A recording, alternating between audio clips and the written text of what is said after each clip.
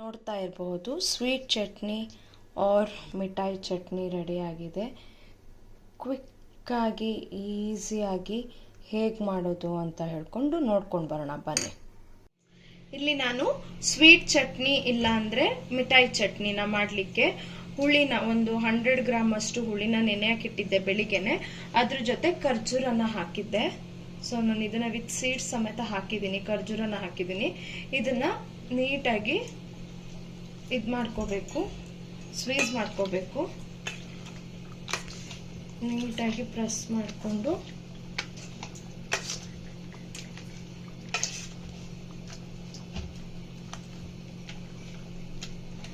ಈ ಸ್ವೀಟ್ ಚಟ್ನಿನ ಕಚೋರಿ ಇಲ್ಲಾದ್ರೆ ಪಾನಿಪುರಿ ಅದಕ್ಕೆಲ್ಲ ಯೂಸ್ ಮಾಡ್ಕೋಬಹುದು, ಸುಕ್ಕ ಎಲ್ಲ ತಿನ್ಬೇಕಾದ್ರೆ ಯೂಸ್ ಮಾಡ್ಕೋಬಹುದು.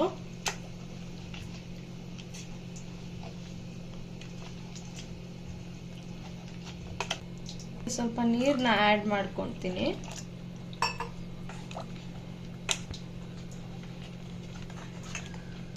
ಇದನ್ನ ಸ್ಟೀಲ್ ಪಾತ್ರೆಯಲ್ಲೇನೆ ಎತ್ತಿಡಿ, ಇಲ್ಲಾಂದ್ರೆ ಪಾತ್ರೆ ಹಾಳಾಗುತ್ತೆ.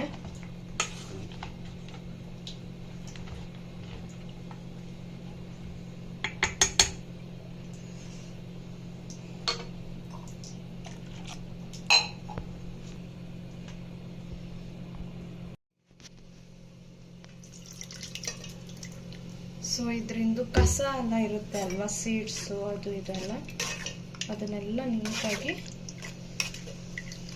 ತೆಗಿಬೇಕು.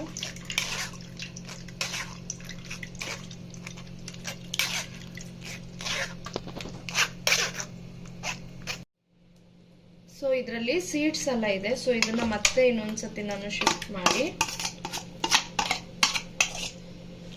ಇದಕ್ಕೆ ಇನ್ನೂ ಸ್ವಲ್ಪ ನೀರನ್ನ ಆ್ಯಡ್ ಮಾಡ್ಕೊಳ್ತೀನಿ.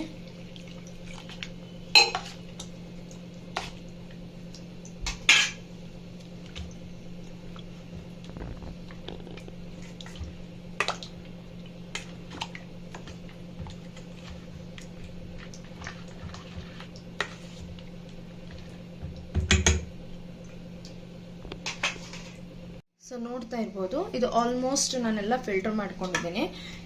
ಆಮೇಲೆ ಅದರಿಂದ ಗಾಳಿಸ್ತೀವಲ್ಲ, ಅದರಿಂದ ಆಗಿಲ್ಲ.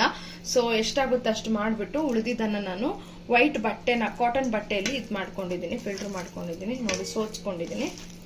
ಇಷ್ಟು ವೇಸ್ಟೇಜ್ ಬಂದಿದೆ, ಇದು ಬಿಸಾಕ್ತೀನಿ. ನಾನಿಲ್ಲಿ ಸ್ವೀಟ್ ಚಟ್ನಿ ಮಾಡಲಿಕ್ಕೆ ಜೀರಾ ಪೌಡರ್ ತಗೊಂಡಿದ್ದೀನಿ, chilli powder, coriander powder, chaat masala ಹಾಗೆ ಬೆಲ್ಲನ ತಗೊಂಡಿದ್ದೀನಿ. ನಾನು ಬೆಲ್ಲನ ಕುಟ್ಕೊಳ್ಳಲ್ಲ, ಬಿಸಿ ಇದ್ರ ಜೊತೆ ಹಾಕ್ತೀವಲ್ಲ, ಸೊ ಹಾಗಾಗಿ ಕೈ ಹಾಕಿ ಕಲಿಸ್ತಾ ಇದ್ರೆ ಅದು ಕರಗುತ್ತೆ. ಸೊ ಹಾಗಾಗಿ ಹೇಗೆ ಮಾಡೋದು ಅಂತ ಹೇಳ್ಕೊಂಡು ನೋಡ್ಕೊಂಡು ಬರೋಣ ಬನ್ನಿ. ಸೊ ನಾನು ಗ್ಯಾಸ್ ಮೇಲೆ ಈಗ ಒಂದು ಪಾತ್ರೆನ ಇಟ್ಕೊಂಡಿದ್ದೀನಿ. ಅದಕ್ಕೆ ಸಾಸ್ ಮಾಡ್ತೀವಿ ಗೊತ್ತಾ, ಅದೇ ಥರ ಸ್ವಲ್ಪ ಬಿಸಿ ಜಾಸ್ತಿ ಆಯಿತು ಪಾತ್ರೆ. ಇದನ್ನ ಹಾಕೊಳ್ತೀನಿ, ಕಂಪ್ಲೀಟ್ ಹಾಕೊಂಡು ಕುದಿ ಏನ್ ಬರೋದು ಬೇಡ. ಅದಕ್ಕೆ ಸ್ವಲ್ಪ ಚಿಲ್ಲಿ ಪೌಡರ್ನ ಆ್ಯಡ್ ಮಾಡ್ಕೊಳ್ತೀನಿ, ಹಾಗೆ ಕೊರಿಯಂಡರ್ ಪೌಡರ್, ಕೊತ್ತಂಬರಿ ಬೀಜ ಪೌಡರ್ ಇರುತ್ತಲ್ಲ ಅದು, ಕೊತ್ತಂಬರಿ ಪೌಡರ್, ಹಾಗೆ ಸ್ವಲ್ಪ ಜೀರಾ ಪೌಡರ್, ಹಾಗೆ ಸ್ವಲ್ಪ ಚಾಟ್ ಮಸಾಲಾನ ಆ್ಯಡ್ ಮಾಡ್ತೀನಿ. ಇದನ್ನ ನೀಟಾಗಿ ಮಿಕ್ಸ್ ಮಾಡ್ಕೊಳ್ಳೋಣ.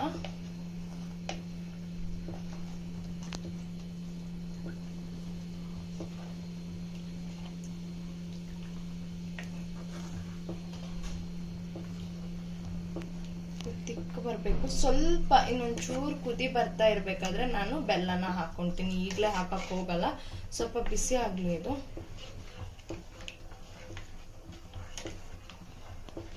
ಇರ್ಬೋದು, ಈ ತರ ನಿಧಾನ ಕುದಿ ಬರ್ತಾ ಇರ್ಬೇಕಾದ್ರೆ ನಾನು ಬೆಲ್ಲನ ಆ್ಯಡ್ ಮಾಡ್ಬಿಡ್ತೀನಿ. ನಿಧಾನ ಕಲಿಸ್ತೀನಿ, ಅದು ಬಿಸಿಗೆ ಏನಾಗುತ್ತೆ, ಮೆಲ್ಟ್ ಆಗುತ್ತೆ.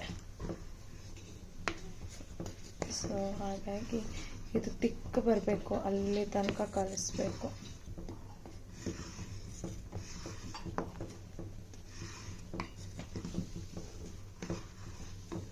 ನೋಡ್ತಾ ಇರಬಹುದು ಬೆಲ್ಲ ಫುಲ್ ಕರಗೋಗಿದೆ.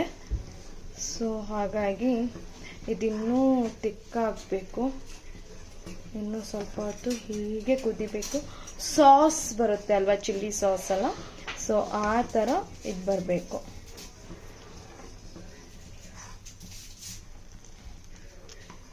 ಇನ್ನೂ ಕುದಿಬೇಕು.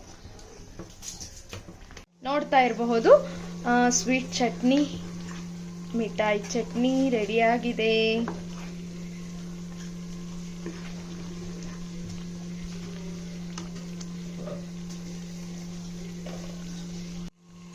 ಈ ವಿಡಿಯೋ ನಿಮಗೆ ಇಷ್ಟ ಆದರೆ please like, share and please please please subscribe my YouTube channel.